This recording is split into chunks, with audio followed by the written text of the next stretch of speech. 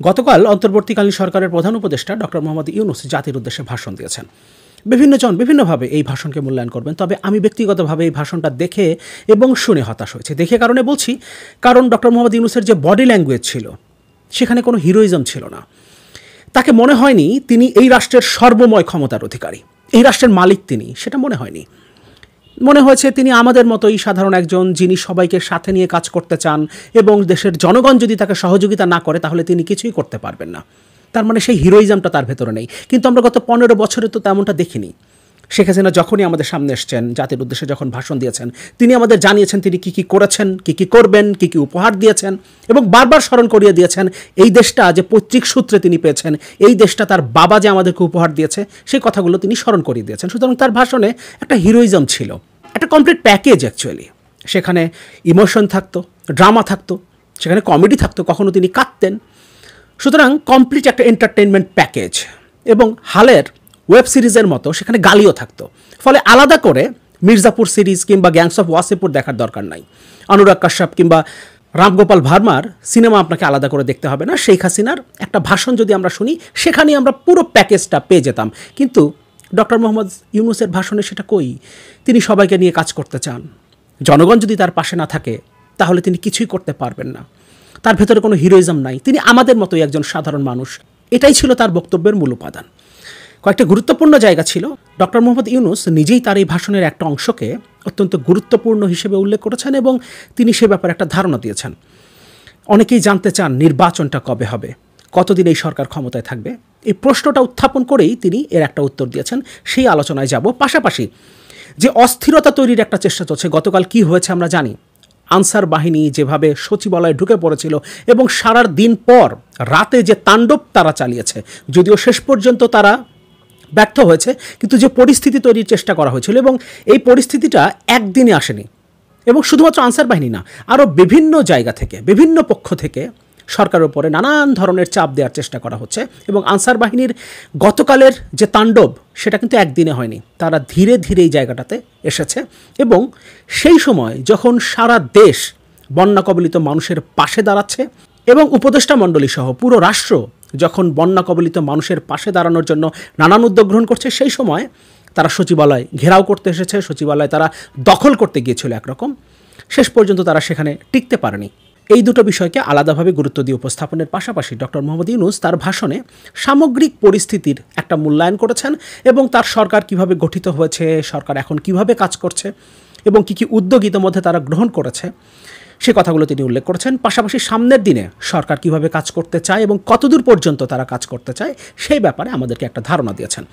গুরুত্বপূর্ণ যে দুটো অংশ ডক্টর মোহাম্মদ ইউনূস আলাদাভাবে উপস্থাপন করেছেন, বিশেষ করে সাম্প্রতিক সময়ে যে অস্থিরতা তৈরির একটা চেষ্টা এবং নির্বাচন কবে হবে, এই সরকার কতদিন ক্ষমতায় থাকবে, সেই ব্যাপারে তিনি যে আলোচনা করেছেন, সেই জায়গাতে যাবার আগে তার ভাষণের বাকি অংশটা আমরা খুব সংক্ষেপে একটু দেখে নিই। জুলাই আগস্ট মাসে ফ্যাসিবাদের বিরুদ্ধে ছাত্র জনতার অভ্যুত্থানে নিহতদের মাগফিরাত কামনা করে তিনি শুরু করেছেন। এরপর যে পটভূমিতে আসলে এই সরকারটা গঠিত হয়েছে সে ব্যাপারে তিনি কথা বলেছেন। এরপর গত 15 বছরে কীভাবে দেশটাকে ধ্বংস করা হয়েছে তার একটা ধারণা তিনি তার ভাষণে দিয়েছেন। এরপর তিনি বলছেন, কিন্তু এই দ্বার প্রান্তে দাঁড়িয়ে আমাদের গড়তে হবে স্বপ্নের বাংলাদেশ। বৈষম্যহীন, শোষণহীন, কল্যাণময় এবং মুক্ত বাতাসের রাষ্ট্রের যে স্বপ্ন নিয়ে ছাত্র জনতা আন্দোলনে ঝাঁপিয়ে পড়েছিল, আমি তাদের সেই স্বপ্ন পূরণে অঙ্গীকারবদ্ধ। শেখ হাসিনা যদি ভাষণটা দিতেন তাহলে তিনি তার পিতার স্বপ্নের কথা বলতেন। পিতার স্বপ্ন পূরণ করতেই তিনি এসেছেন এবং যতদিন এই স্বপ্ন পূরণ না হবে ততদিন তিনি ক্ষমতায় থাকবেন, সেই ধারণা তিনি দিতেন। কিন্তু ডক্টর মোহাম্মদ ইউনূস তার ভাষণে বলছেন, সাধারণ ছাত্র জনতা, এদেশের সাধারণ মানুষের অধিকার পুনঃপ্রতিষ্ঠা এবং স্বপ্ন পূরণের জন্য তিনি এসেছেন। আপনাদের সবাইকেই শুভ লগ্নে তাদের স্বপ্ন পূরণের সব শক্তি নিয়ে এগিয়ে আসার আহ্বান জানাচ্ছি। তাদের স্বপ্নই আমাদের স্বপ্ন। জাতীয় জীবনে তরুণরা একটা মহা সুযোগ সৃষ্টি করে দিয়েছে, সেই সুযোগটাকে আমাদের কাজে লাগিয়ে নতুন একটা বাংলাদেশ গড়ে তুলতে হবে। এরপর ডক্টর ইউনূস বলছেন, জনরোষের মুখে ফ্যাসিবাদী সরকার প্রধান দেশ ত্যাগ করেছে, এখন নতুন বাংলাদেশ আমাদেরকে গড়ে তুলতে হবে। তিনি বলছেন, আমরা এক পরিবার, আমাদের এক লক্ষ্য, কোনো ভেদাভেদ যেন আমাদের স্বপ্নকে ব্যাহত করতে না পারে, সেজন্য আমরা প্রতিজ্ঞাবদ্ধ। এই জায়গাটা আমাদের কাছে নতুন। এই দেশটা তো শুধুমাত্র আওয়ামী লীগের, এই দেশটা তো শুধুমাত্র শেখ পরিবারের, এবং তারাই শুধুমাত্র এই দেশটাকে উন্নয়নের চরম শিখরে নিয়ে যেতে পারেন। বিএনপি, জামাত এবং অন্যান্য রাজনৈতিক দল এবং তাদের নেতাদের নিয়ে কুরুচিপূর্ণ মন্তব্য, তারা কিভাবে এই দেশের উন্নয়নকে বাধাগ্রস্ত করছে, সে ধরনের কোনো বর্ণনা ডক্টর মোহাম্মদ ইউনূসের এখানে নেই। তিনি বরঞ্চ সবাইকে নিয়ে কাজ করার অঙ্গীকারের কথা বলেছেন। শুধু আমি বলবো, আপনাদের একটু ধৈর্য ধরতে হবে। এখনই সব দাবি পূরণ করার জন্য জোর করা, প্রতিষ্ঠানে ঢুকে ব্যক্তি বিশেষকে হুমকির মধ্যে ফেলা, মামলা গ্রহণের জন্য চাপ সৃষ্টি করা, বিচারের জন্য গ্রেফতারকৃতদের আদালতে হামলা করে আগেই এক ধরনের বিচার করে ফেলার যে প্রবণতা, তা থেকে বের হতে হবে। ছাত্র জনতার বিপ্লবের গৌরব ও সম্ভাবনা এসব কাজে ম্লান হয়ে যাবে। নতুন বাংলাদেশ গড়ার প্রচেষ্টাও এতে ব্যাহত হবে। যদিও আমি ব্যক্তিগতভাবে মনে করি এই জায়গাটাতে গ্রেফতারকৃতদের আদালতে নেওয়ার সময় তাদের উপরে যে হামলা হচ্ছে, এই ব্যাপারটাকে আরেকটু গুরুত্ব দিয়ে ডক্টর মোহাম্মদ ইউনূস তার এই ভাষণে উল্লেখ করতে পারতেন এবং সেই ব্যাপারে তার একটা জোরালো আহ্বান থাকতে পারত। প্রধান উপদেষ্টা ডক্টর ইউনূস বলেন, রাতারাতি এই পরিস্থিতি থেকে উত্তরণ কঠিন। নড়বড়ে এক কাঠামো, আমি বরং বলবো জনস্বার্থের বিপরীতমুখী এক কাঠামোর উপর দাঁড়িয়ে আমাদের দেশ পুনর্গঠনের কাজে হাত দিতে হয়েছে। আমরা এখান থেকেই বাংলাদেশকে এমনভাবে করতে চাই যেন এদেশের জনগণই সত্যিকার অর্থে সব ক্ষমতার উৎস হয়, বিশ্ব দরবারে একটি মানবিক ও কল্যাণকর রাষ্ট্র হিসেবে সমাদৃত হয়। এখানে আমরা বরাবর শুনে এসেছি শেখ হাসিনা বলছেন আমি করব, আমি করেছি, কিন্তু এখানে ডক্টর ইউনূস সেই ধারা ভেঙেছেন এবং তিনি এখানে বলছেন আমরা হাত দিয়েছি, আমাদেরকেই করতে হবে। এখানে তিনি সবাইকে নিয়ে কাজ করার কথা বলছেন। এরপর তিনি জুলাই আগস্ট মাসে গণঅভ্যুত্থানে বল প্রয়োগ এবং হতাহতের যে দুঃসহ ঘটনা ঘটেছে তার স্বচ্ছ তদন্ত নিশ্চিত করতে জাতিসংঘ মানবাধিকার কমিশন কিভাবে কাজ করছে তার একটা বিবরণ আমাদের সামনে উপস্থাপন করেছেন। এরপর তিনি রাষ্ট্রের প্রশাসন এবং আইন শৃঙ্খলা রক্ষাকারী বাহিনীকে কিভাবে পুনর্গঠন করা হচ্ছে এবং কিভাবে সংশোধনমূলক ব্যবস্থাগুলো গ্রহণ করা হচ্ছে যাতে প্রশাসনকে গতিশীল রাখা যায়, সেই কথাগুলো উল্লেখ করেছেন। এরপর তিনি লুটপাট এবং দুর্নীতির আখড়ায় পরিণত করা ব্যাংকিং খাতে সুশাসন নিশ্চিত করার ব্যাপারে যে উদ্যোগগুলো নেওয়া হয়েছে সে ব্যাপারে বলেছেন এবং নিত্য প্রয়োজনীয় দ্রব্যমূল্য এবং মূল্যস্ফীতি নিয়ন্ত্রণে আনার যে উদ্যোগগুলো নেওয়া হয়েছে সরকারের পক্ষ থেকে সেগুলো উল্লেখ করেছেন। তিনি জানিয়েছেন ব্যাংকিং খাতে দীর্ঘমেয়াদী সংস্কারের জন্য ব্যাংক কমিশন গঠন করা হচ্ছে। বিচার বিভাগকে দুর্নীতি এবং দলীয় প্রভাবমুক্ত করতে কার্যক্রম শুরু করা হয়েছে। সুনির্দিষ্ট প্রক্রিয়ার মধ্য দিয়ে বিচার বিভাগের স্বাধীনতা এবং জবাবদিহি নিশ্চিত করার উদ্যোগ নেওয়া হয়েছে। ফ্যাসিবাদী সরকারের বিচার বহির্ভূত হত্যাকাণ্ড, গুম, খুন, অপহরণ এবং আয়নাঘরের মতো চরম ঘৃণ্য সব অপকর্মের ন্যায় বিচার নিশ্চিত করা হবে, সে ব্যাপারে সরকার কাজ করছে। এসব অপকর্মের সাথে যারা জড়িত তাদেরকে বিচারের মুখোমুখি করা হবে, তালিকা প্রস্তুত করা হচ্ছে, দুর্নীতি এবং সম্পদ পাচারের বিচার করা হবে। আইনশৃঙ্খলার ক্ষেত্রে জনমুখী এবং দলীয় প্রভাবমুক্ত ও জবাবদিহিমূলক কাঠামো সৃষ্টির লক্ষ্যে পুলিশ কমিশন গঠন করার কথা বলেছেন তিনি। জাতিসংঘের তদন্ত প্রতিবেদন, দায়িত্বপ্রাপ্ত সব সংস্থা ও জনগণের সাথে মত বিনিময়ের মাধ্যমে কমিশনের নেতৃত্বে প্রয়োজনীয় সংস্কার করা হবে। এখানেও তিনি জনগণের সহযোগিতায় কাজ করার কথা বলেছেন। বাংলাদেশকে আর কোনোদিন যেন কেউ কোনো পুলিশি রাষ্ট্রে পরিণত করতে না পারে তার ব্যবস্থা নেওয়া হবে। এ কথাগুলো বারবার আমরা বলেছি। জাতির উদ্দেশ্যে তিনি বলেন, তথ্যের অবাধ প্রবাহ ও গণমাধ্যমের স্বাধীনতা নিশ্চিত করা হবে। ফ্যাসিবাদী সরকার গণমাধ্যমের ওপর দলীয়করণ এবং নির্যাতনের বোঝা চাপিয়েছিল, মত প্রকাশের স্বাধীনতা বাধাগ্রস্ত করা হয়েছিল, এই কথাগুলো বলেছেন। এবং যে নিপীড়নমূলক মামলাগুলোর কথা আমরা বলেছি, এতগুলো বছর ধরে বলে এসেছি, সেই মামলাগুলো ডিজিটাল সিকিউরিটি অ্যাক্ট, পরবর্তীতে সাইবার সিকিউরিটি অ্যাক্ট, এগুলো বাতিল করার কথাও তিনি এখানে উল্লেখ করেছেন। এবং বিদেশি সংবাদকর্মীদের এদেশে আসার উপরে যে অলিখিত নিষেধাজ্ঞা জারি করেছিল ফ্যাসিবাদী হাসিনা সরকার, সেটা তুলে নেওয়ার কথা তিনি বলেছেন। বিদেশি সাংবাদিকরা যাতে দ্রুত ভিসা পান সে ব্যবস্থাও তার সরকার করছে।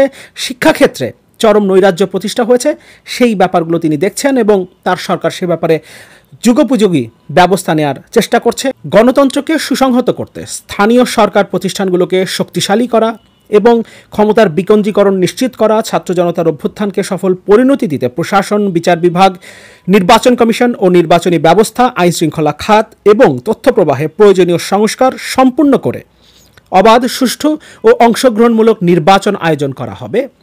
এর লক্ষ্য হবে দুর্নীতি, লুটপাট ও গণহত্যার বিরুদ্ধে একটি জবাবদিহিতামূলক রাজনৈতিক বন্দোবস্তের সূচনা। যে কথাগুলো বারবার আমি নিজেও আমার এই চ্যানেলে বলে এসেছি, নির্বাচন হবার আগে এই কাজগুলো করতে হবে। প্রশাসন, বিচার বিভাগ, নির্বাচন কমিশন, নির্বাচনী ব্যবস্থা, আইন শৃঙ্খলা ব্যবস্থা এবং তথ্য প্রবাহে প্রয়োজনীয় সংস্কার সম্পূর্ণ করার পর একটা গ্রহণযোগ্য নির্বাচন আয়োজন করতে হবে। এই কথাগুলো আমরা বারবার বলেছি এবং ডক্টর মোহাম্মদ ইউনূস ঠিক সেই কথাগুলোই বলেছেন। সাধারণ মানুষের যে আকাঙ্ক্ষা তার প্রতিফলন ঘটেছে তার এই বক্তব্যের মধ্য দিয়ে। এবং তিনি বলেছেন দুর্নীতি, লুটপাট এবং গণহত্যার বিরুদ্ধে একটি জবাবদিহিতামূলক রাজনৈতিক বন্দোবস্তের সূচনা। এবং আমরা বলেছি আবারও নতুন করে যেন শেখ হাসিনার মতো কোনো দানবের জন্ম না হয়, কোনো স্বৈরাচারের জন্ম না হয়, সেই ব্যবস্থাটা এই অন্তর্বর্তীকালীন সরকারকে করতে হবে, যার উপরে দাঁড়িয়ে ভবিষ্যৎ বাংলাদেশ কীভাবে চলবে সেটা নির্ধারিত হবে। এবং সেটা করবার ব্যাপারে তার লক্ষ্যের কথা জানিয়েছেন। বর্তমান সরকার দুর্নীতির বিরুদ্ধে স্পষ্ট অবস্থান গ্রহণ করেছে উল্লেখ করে ডক্টর ইউনূস বলেন, আমাদের সব উপদেষ্টা দ্রুততম সময়ের মধ্যে তাদের সম্পদের বিবরণ প্রকাশ করবেন। পর্যায়ক্রমে এটি সব সরকারি কর্মকর্তাদের ক্ষেত্রেও নিয়মিত এবং বাধ্যতামূলক করা হবে। রাষ্ট্রীয় পর্যায়ে দুর্নীতির বিরুদ্ধে ব্যবস্থা গ্রহণ, সংবিধানের ৭৭ অনুচ্ছেদে প্রতিশ্রুত ন্যায়পাল নিয়োগে অধ্যাদেশ প্রণয়ন করা হবে। অর্থাৎ এই উপদেষ্টা মণ্ডলীতে যারা আছেন তারাও যাতে কোনোভাবে দুর্নীতিতে জড়িয়ে পড়তে না পারেন সে ব্যাপারটাও নিশ্চিত করার কথা ডক্টর মোহাম্মদ ইউনূস বলেছেন তার এই ভাষণে। সবচেয়ে গুরুত্ব দিয়ে তিনি যে কথাটা বলেছেন, তিনি নিজে উল্লেখ করেছেন সবাই যেটা জানতে চায় নির্বাচন কবে হবে, তারা কতদিন থাকবেন, সে ব্যাপারে তিনি বলেছেন নির্বাচন কখন হবে সেটা দেশবাসী ঠিক করবে। এবং তিনি উল্লেখ করেছেন এটা রাজনৈতিক সিদ্ধান্ত, রাজনৈতিক সিদ্ধান্তেই ঠিক হবে কবে নাগাদ নির্বাচন হবে এবং এই সরকার কতদিন তাদের দায়িত্ব পালন করবেন। তবে ভাষণের শুরুর দিকে তিনি একটা কথা উল্লেখ করেছেন যে সংস্কারগুলো প্রয়োজন, সেই সংস্কারগুলোর পরেই একটা অবাধ, সুষ্ঠু, নিরপেক্ষ এবং অংশগ্রহণমূলক নির্বাচন আয়োজন করা সম্ভব, যেটা সবার কাছে গ্রহণযোগ্য হবে। এবং আমরাও ঠিক সেটাই চাই, সেই কাঠামোটা আগে তৈরি করে, যে কাঠামোর উপরে দাঁড়িয়ে নতুন কোনো স্বৈরাচারের জন্ম না হয়, সেই কাঠামো তৈরি করেই নির্বাচনটা যেন হয়। ডক্টর ইউনূস বলছেন, দেশের সংকটকালে ছাত্রদের আহ্বানে আমরা সরকারের দায়িত্ব গ্রহণ করেছি। কখন নির্বাচন হবে সেটা সম্পূর্ণ রাজনৈতিক সিদ্ধান্ত, আমাদের সিদ্ধান্ত নয়। দেশবাসীকে ঠিক করতে হবে আপনারা কখন আমাদের ছেড়ে দেবেন। তিনি বলেন, একটা বিষয় সবাই জানতে আগ্রহী, কখন আমাদের সরকার বিদায় নেবে। এটার জবাব আপনাদের হাতে, কখন আপনারা আমাদেরকে বিদায় দেবেন। আমরা কেউ দেশ শাসনের মানুষ নই, আমাদের নিজ নিজ পেশায় আমরা আনন্দ পাই। আমাদের উপদেষ্টা মণ্ডলীও এই লক্ষ্যে উদ্বুদ্ধ হয়ে সবাই মিলে একটা টিম হিসেবে কাজ করে যাচ্ছে। তিনি বলেন, আমরা ছাত্রদের আহ্বানে এসেছি, তারা আমাদের প্রাথমিক নিয়োগকর্তা, দেশের আপামর জনসাধারণ আমাদের নিয়োগ সমর্থন করেছে। আমরা ক্রমাগতভাবে সবাইকে বিষয়টি স্মরণ করিয়ে যাব, যাতে হঠাৎ করে এই প্রশ্ন উত্থাপিত না হয় আমরা কখন যাব। তারা যখন বলবে আমরা চলে যাব। ডক্টর ইউনূস বলেন, আমরা সংস্কারের অংশ হিসেবে নির্বাচন কমিশনকেও সংস্কার করব। কমিশনকে যে কোনো সময় আদর্শ নির্বাচনের জন্য প্রস্তুত রাখব। নির্বাচন কমিশন যে কোনো মুহূর্তে একটা অবাধ, সুষ্ঠু, নিরপেক্ষ এবং অংশগ্রহণমূলক নির্বাচন আয়োজন করতে পারে, সেই অবস্থাটা তারা প্রস্তুত রাখবে। কিন্তু আরেকটা বিষয় জরুরি, সেটা হচ্ছে এমন একটা বন্দোবস্ত, এমন একটা কাঠামো, একটা রাষ্ট্রীয় কাঠামো, যে কাঠামোর উপরে নতুন করে কোনো স্বৈরাচারের জন্ম না হয়। ডক্টর ইউনূস আরও বলেন, একটা বিশেষ ব্যাপারে আমরা আপনাদের সহযোগিতা চাচ্ছি।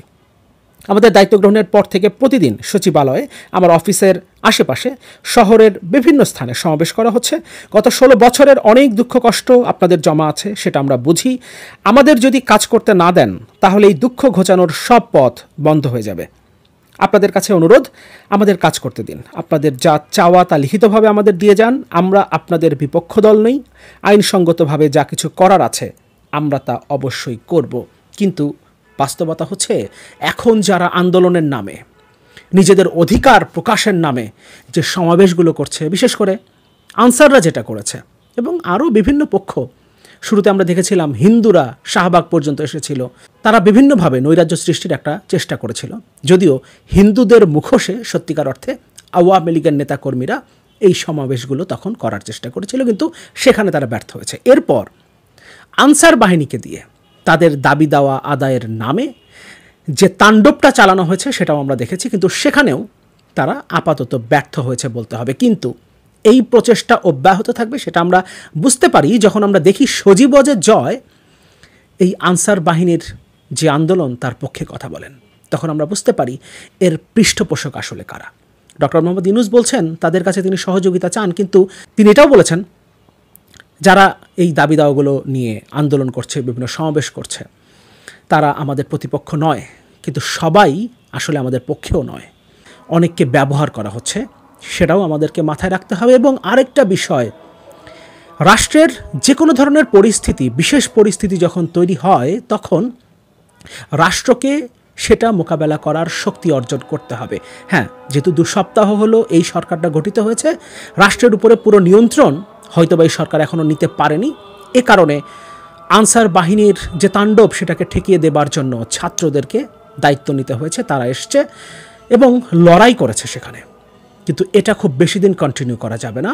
অবশ্যই অন্তর্বর্তীকালীন সরকারকে এই অবস্থাগুলো মোকাবেলার জন্য রাষ্ট্রকে তৈরি রাখতে হবে। সব কিছু মিলিয়ে শুরুতে যেটা বলছিলাম, আসলে ডক্টর মোহাম্মদ ইউনূসের এই ভাষণ একটা স্টেটসম্যান স্পিচ ছিল। এর আগে আসলে আমরা এরকম কোনো স্পিচ দেখে অভ্যস্ত নই। আমরা সবসময় একটা এন্টারটেইনিং স্পিচ দেখেছি, কারণ আমি হতাশ হয়েছি। মনে হয়েছে শেখ হাসিনা থাকলে কি বলতেন, কতবার কাঁদতেন, কিংবা কতবার তিনি স্মরণ করিয়ে দিতেন এই দেশটা তার বাপের, তিনি পেয়েছেন পৈতৃক সূত্রে।